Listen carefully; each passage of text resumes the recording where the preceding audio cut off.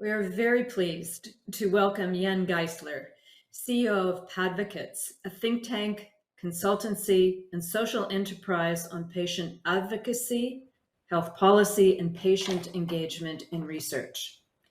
His diagnosis at 28 with CML, a rare form of cancer, defined his life's work.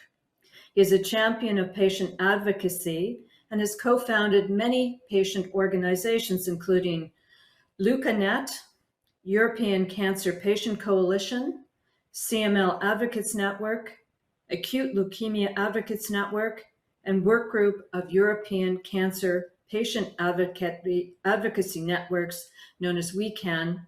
He was also director of the European Patients Academy, known as EUPATI, and manages the German EUPATI platform. As we begin this year's patient-centered approach to clinical trials conference, we can think of no one better than Jan to guide us through an inspired conversation on the evolution of patient advocacy in cancer research. Welcome, Jan. Thank you so much for inviting me to speak to you today. It's a great pleasure, and thanks for giving me the opportunity to talk about my favorite topic, which is the evolution of patient advocacy and patient involvement in cancer research. As said in the introduction, I've been a cancer patient for about 21 years. I had the privilege to survive and had the privilege of, let's say, being involved in early research myself, being on a phase 1 to combined clinical study after my diagnosis, which I learned about on the internet and actually traveled 800 kilometers a week to actually get to the trial center. So in the end, research has always been close to my heart, which probably made me also a patient advocate and made me somebody who really tried to walk the extra mile that other patients probably have an easier path to treatment and care. So just to talk about that, a bit about patient advocacy as a whole, taking stock of the past 30 years, because sometimes today we have the impression that people see that patient engagement, patient involvement, patient centricity is a new thing, a new fashion, is something that came overnight and suddenly transforms how we do research. But in the end, that's been 30 years of history and development and advocacy. Looking back into 1992, around that time when the HIV movement actually really wanted to make a difference because the community was not satisfied with the way they were involved, they were being treated, and where different camps in healthcare were actually working in isolation. And over the years, they have been paving the way for what patient advocacy is today because they started to work with FDA, they started to work with industry, they started to work with all different kinds of stakeholders to actually drive forward patient engagement.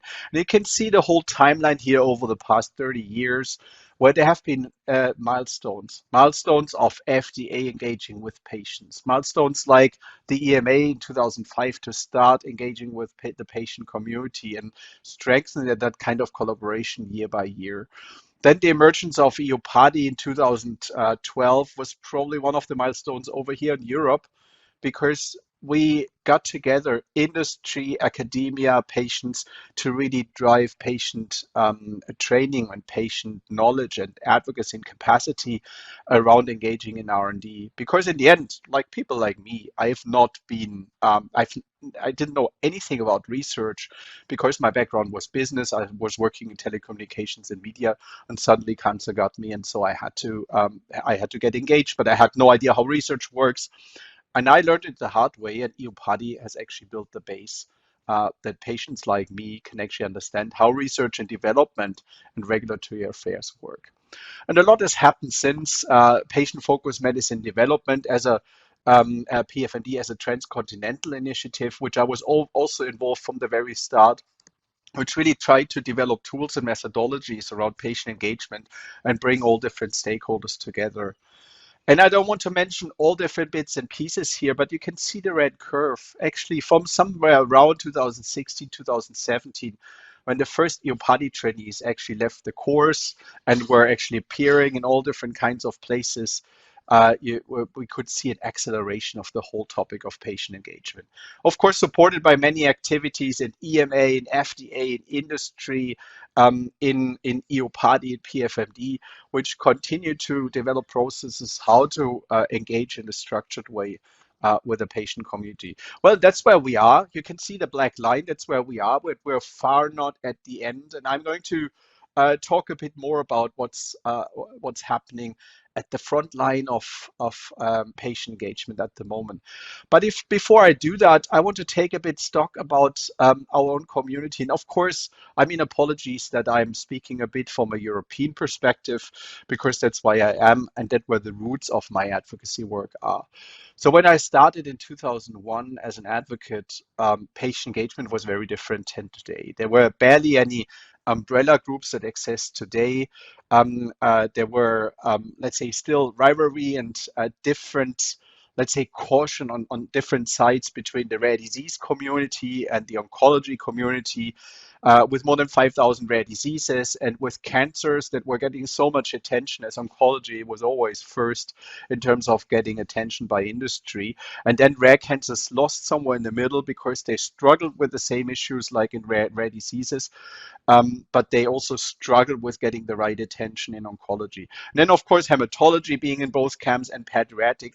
You can actually see this is a graph. That's how I see that the community is composed. You can see big umbrellas, of course, Herodes, like NORD in the US, the umbrella for rare disease organizations, the European Cancer Patient Coalition, and WeCan as umbrellas for the oncology groups, and EPF, which is, I would say, the umbrella of the umbrella. So they work on a European level to bring together patients and patient advocates from all different kinds of chronic diseases to, for example, make a difference in Brussels. And that all works seamlessly together. But if you look down in the details, and that hasn't been there in 2001, you can see all the different pan-European umbrella groups we have there. So we have pan-European umbrella groups for rare cancers. We have some for hematological cancers. We have some for the more common cancers and pediatric cancers. And all these umbrellas have dozens or hundreds of member organizations. And that probably gives you a sense how huge the community is today, how much power they have, but also how much fragmentation is there.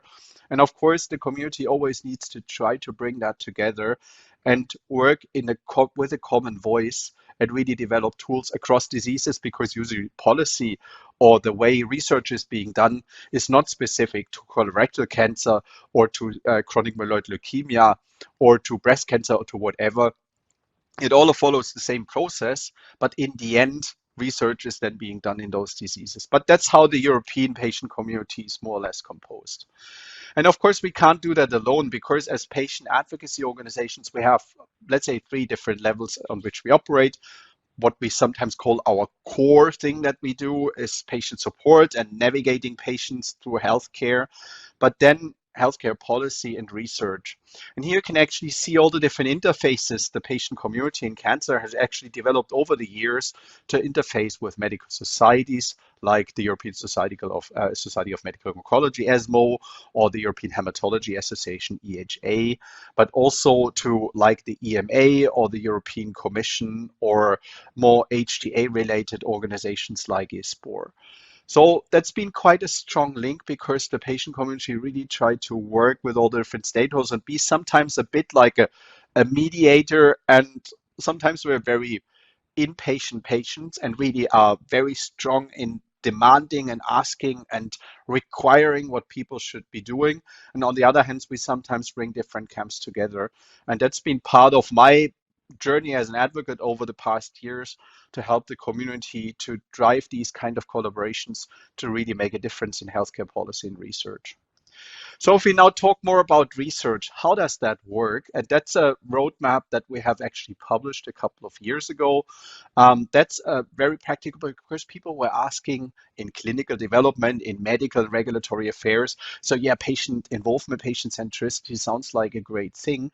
But how do we do that? What can patients contribute to the process?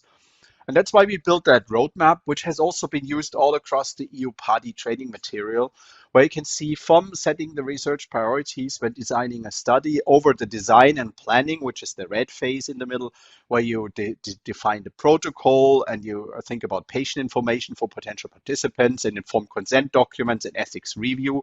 So you've got that kind of bucket. And once you start the trial, you get into trial conduct and operations, where you have a trial steering committee, investigator meetings, data safety monitoring boards, and things like that. And when it's a phase 3 study, then you move into market authorization. And all these regulatory discussions around EMA, FDA, and health technology assessment. And all throughout that, you see all the little details. And I don't want to talk about each different point in there, but each of these bullets is concrete input the patient community can provide, like the choice of patient-reported outcomes, like the definition of inclusion and exclusion criteria to make sure there is as much real-world evidence in such trials, and also that it doesn't exclude, for example, vulnerable populations, or that the trial is being run in areas where there's probably a highest unmet need, just because we're not all competing for the same pot of patients, and so on. So there's a lot. Each of these bullets actually describes what in practice we contribute to research today. So this is not theory, this is lived practice, and this has been practice for the HIV community for 25 years. So anyone who says, well, this is a new thing and I have no idea what to ask patients or patient advocates or patient organizations, where to involve them and what they can contribute, here's the recipe. Use that, because it really is very practical information, how patients can be involved throughout the whole development life cycle. But now what's the problem? The problem is this. The problem is that we're often involved very late. So usually we're being called in either on the whole product development life cycle, close to phase 3, when the companies get nervous about submitting their value dossier and submitting their dossiers to the regulators. And then they all, because the phase 3 study doesn't recruit, and then they start to call patient advocates, can you help us? But that's way too late, because the impact that patient involvement has is on the left side, when you define what you're researching on, when you define what the study is looking at, when you define the target population of a study, when you think about endpoints or comparators or patient-reported outcome tools or so. That's the place where it really makes a difference to ask patients. Later on, it's only very often very affirmative. And you can, what we then often hear is, well, could you probably use a second endpoint, because we think if efficacy is comparable, could you maybe choose a patient-reported outcome instrument that would prove that it really makes a difference in lived experience, because quality of life is different? What we usually then hear, well, that's too late. We should have started that much earlier, because we don't have that pro instrument at the moment. Well, bad enough, but we can't do much more anymore at that time. And that's why the impact is on the left side, but reality on patient involvement is very much on the right side. And I think that's still a huge obstacle to overcome. And I've mentioned quality of life, and probably I'm, of course, a bit biased on that, because I'm a patient with chronic myeloid leukemia. And when I was diagnosed in 2001, the standard treatments looked pretty grim. So we had a mortality of about 50%. And it was before current modern treatments were actually approved. So it looked really bad. So everybody was, of course, looking at survival. While today, for those that have access to current treatments, the survival is close to the general population, if we have access to treatment diagnostics, of course. Otherwise, it's still as deadly as it was before. And with that, of course, quality of life has a very different meaning. And if we then think that we're all so successful with research, like we all wish, that nobody needs to die from cancer anymore, but people need to live with disease and treatment maybe forever, then quality of life and toxicity gets a very different quality in discussions. That's why we've also transcontinentally actually engaged on the issue of patient-reported outcomes. And we're doing a tremendous lot as a community, not only in chronic myeloid leukemia, but all across the different disease areas on patient-reported outcomes and quality of life measurement. And you can see again the same roadmap, but I've spotted actually I've highlighted 2 areas in protocol design, which is about patient-reported outcome and quality of life measures. And at the very end, when it comes to interpreting the patient-reported outcome data, the pro data, quality of life data, what is a meaningful change? So is a change in, let's say, the diarrhea score a big change for the everyday life of a patient, or is it not? Or the fatigue or pain scale or whatever. That's where patients really come in. And I'm just highlighting that because it's very obvious, and where we can also see that there's a huge area of still improving patient involvement, because we're more or less today with, let's say, defining studies and thinking about endpoints. That's already there, but really making sure that this then impacts decisions at the regulators or in the people that design studies, we're still far away from that. But to really make a difference on that, we actually also developed an article time ago. And you can see that the authors down there, there are a couple of people from the US, from Canada and Europe. And we actually wanted to give some very practical instructions. If you're developing a patient-reported outcome measure, how can you actually involve patients? And of course, we're not asking for totally revolutionize the way pros are being developed, because of course there's a lot of science and a lot of methodology, and it needs to be validated, so you can't just turn the things upside down. But in that article we described, if we involve patients in the development of a new pro, what's the responsibility of the PROM development steering committee, and what's the responsibility of the patient community? So you can see the white bar on top and the gray bar on the bottom. That's the shared responsibility between the two different levels, the pro development steering committee and the patient community.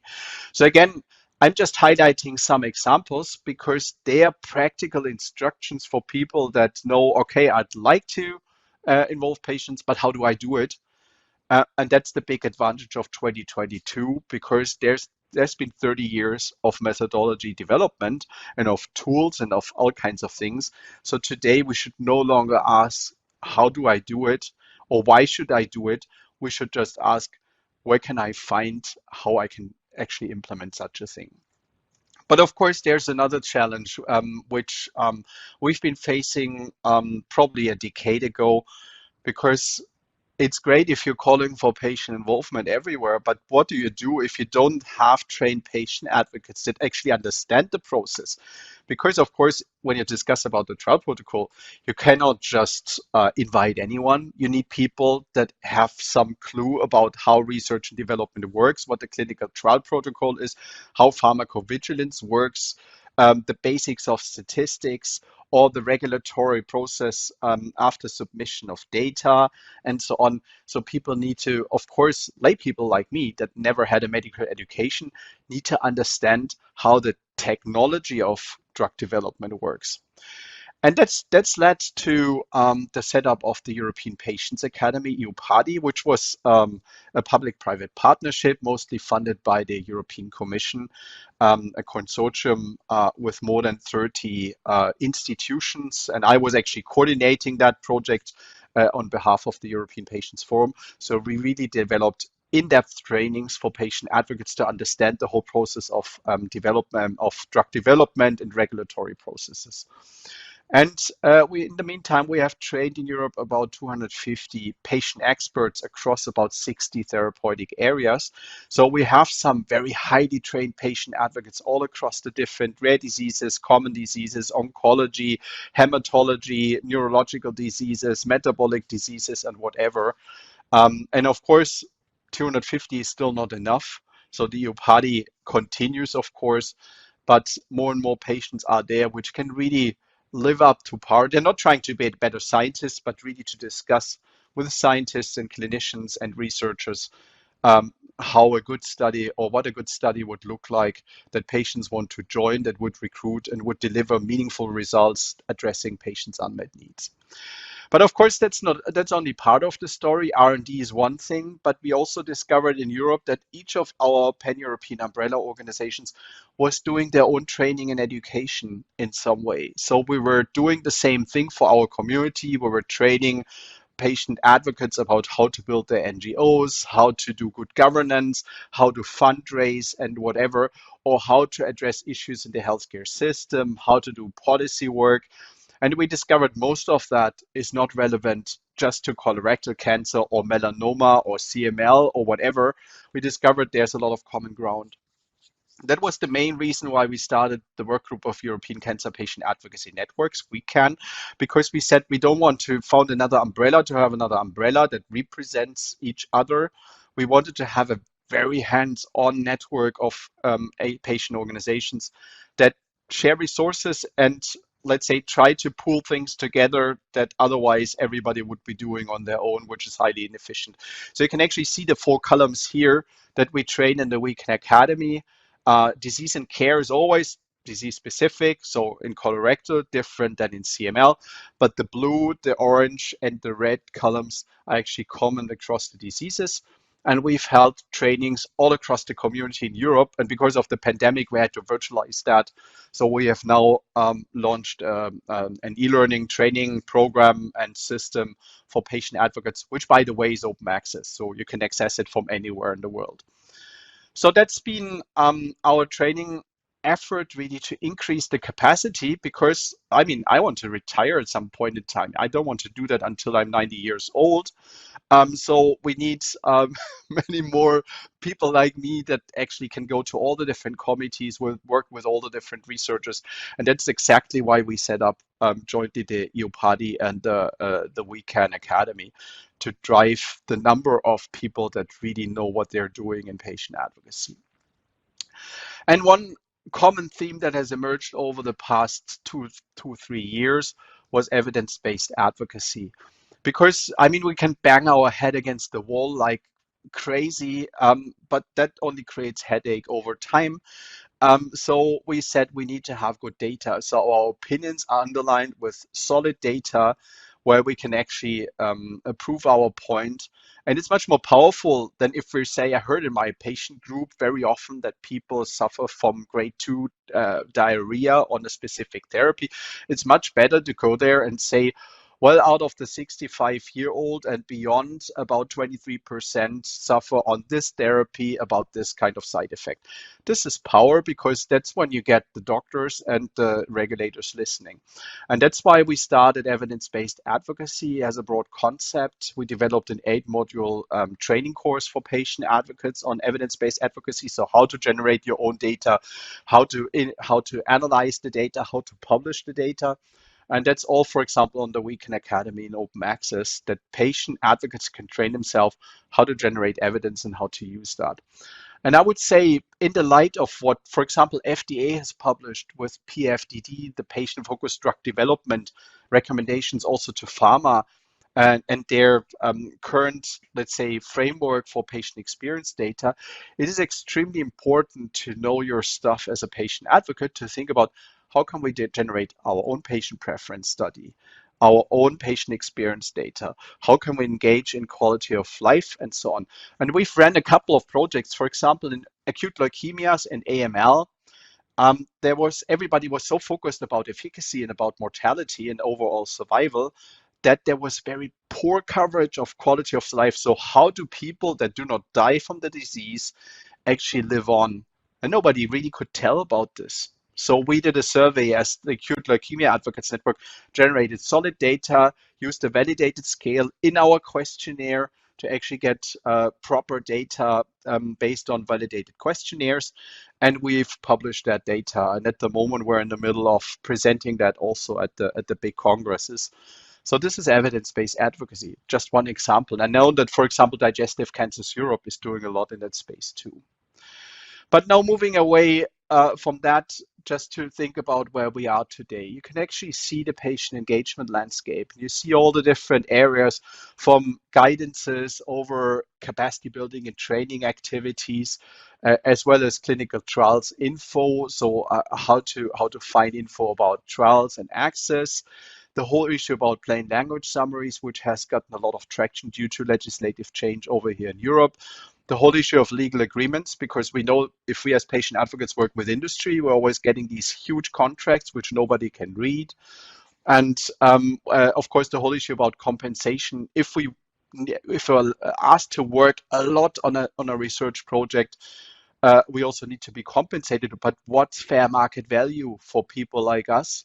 Because you don't pay a doctor, you pay somebody with a very different professional and background and advocacy experience. And then the whole issue about regulatory.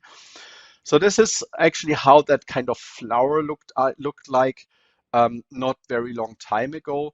But like I said, we're in 2022. So this is actually how the framework looks like today. So all these bubbles are actually tools which are out there on the internet today, and organizations like the National Health Council, PFMD, EUPADI, and many others have developed fantastic tools in all these different areas. So if somebody wants to know about fair market value, there's this. If somebody wants to know about how to measure what the key performance indicators of patient advocacy are, or of patient engagement in clinical research, look in the measurement bit. Or if you're looking for trainings, look at EUPADI or PFMD. Or if you look at the digital health space, there's also a lot. I could spend an hour explaining all the different things that are there. So this is just a bit of a cookbook of all the different tools we have today. So I think today there's really no excuse of, I don't know how to do that. It's just you need to do your research and actually you apply the tools that are out there. So what are the challenges that remain?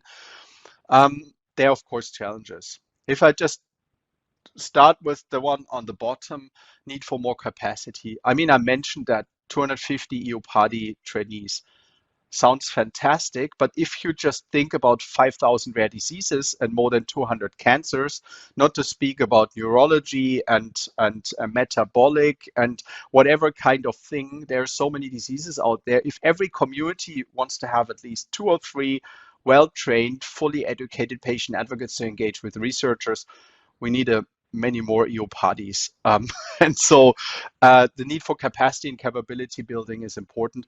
And at the same time, it's as important for industry and academia because there might be the tools, but they have no idea how to apply that in colorectal cancer or another disease.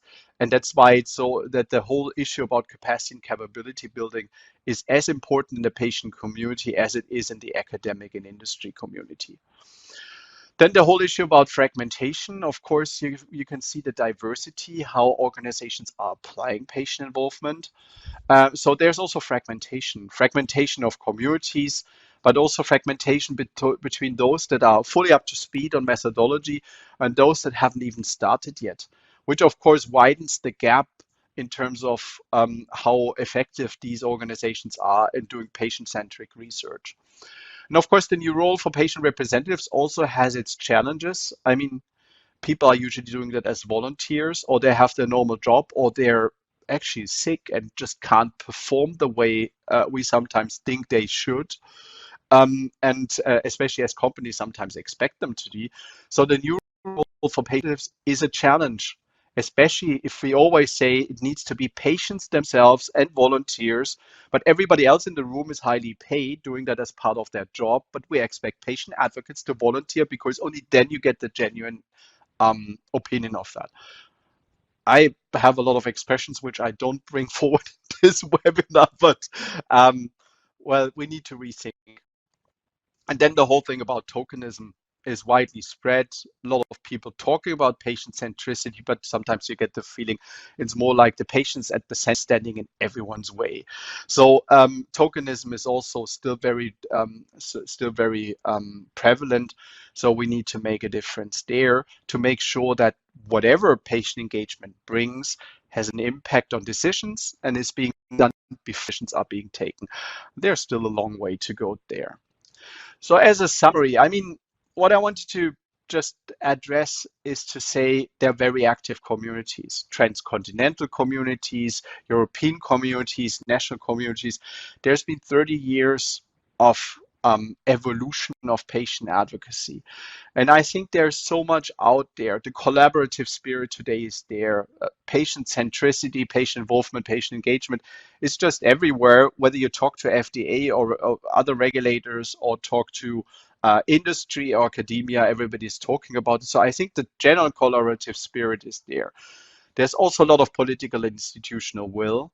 You can see with PFDD, with EMA's patient involvement strategy and so on, and also what for example, the European Parliament is doing when they're involving patients in the consultation on the Beating Cancer Plan in Europe. There's a lot of institutional will today. Frameworks, guidances, and tools are there from EU Party, from PFMD, and many others. So there's almost a template that somebody can reuse. And finding the capacity to engage is there because EU Party is training, others are training patient organizations. There's a lot of training for companies, also like from PFMD. And also in institutions and in academia, they're increasing activities to train, for example, young oncologists or people that work in academia about patient engagement. The only difference is you need to make use of them. It doesn't help to have them on your hard disks. You need to plan them. And that's probably the most important thing is always think ahead. No product development plan jumps out of the door from today to tomorrow. No key opinion leader comes from one day to the other to your advisory board. So why not plan patient engagement also from the very start and think ahead on when do I need to take decisions, when do I need to ask clinicians, when do I need to ask regulators, and when do I need to ask the patient community to make sure I develop the best therapy and intervention and whatever kind of thing that is possible to really fulfill patients' needs. With that, back to you. Thank you so much. And if you need anything, there's my email address. Thank you so much.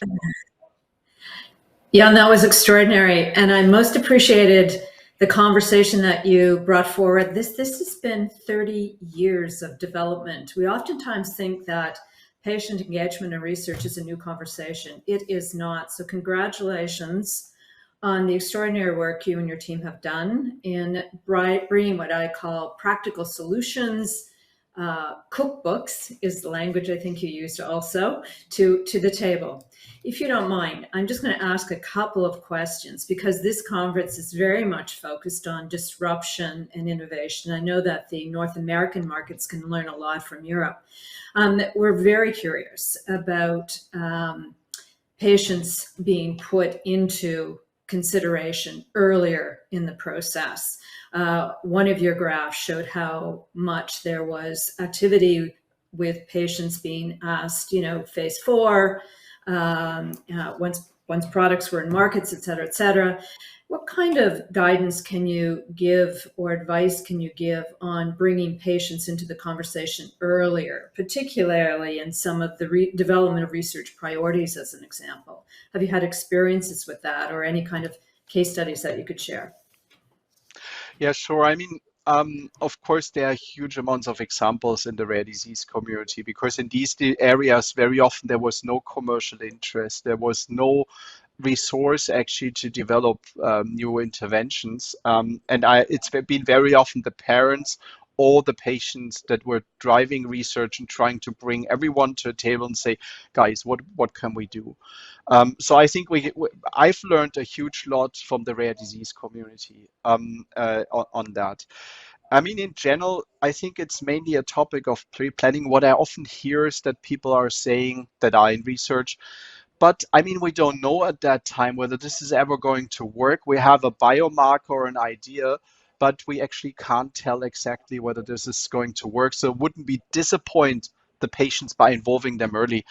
I mean, we know that. We know that research can fail, but if we're not involved early at that stage, we can't even try to make it successful.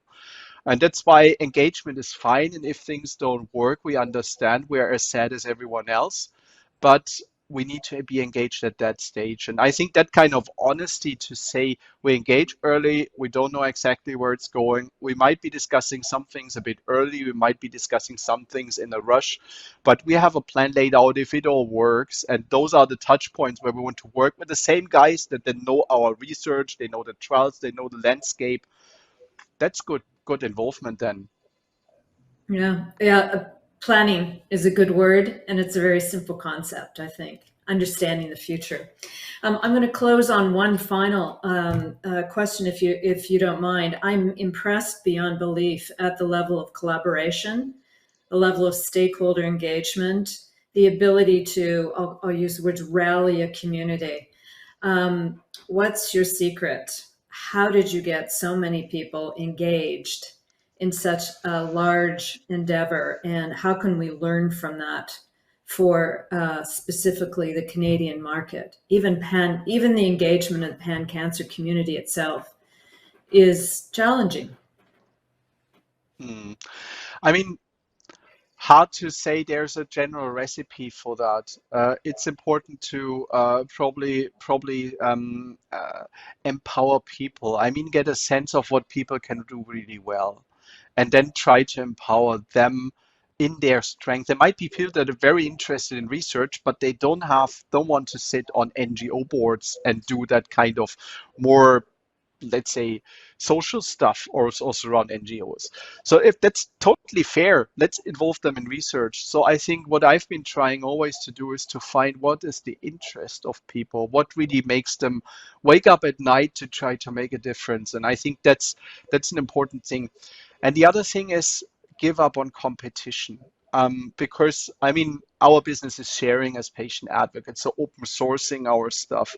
And we know, like in any kind of NGOs, there's a lot of competition and felt perceived competition in the competition for funds or something like that.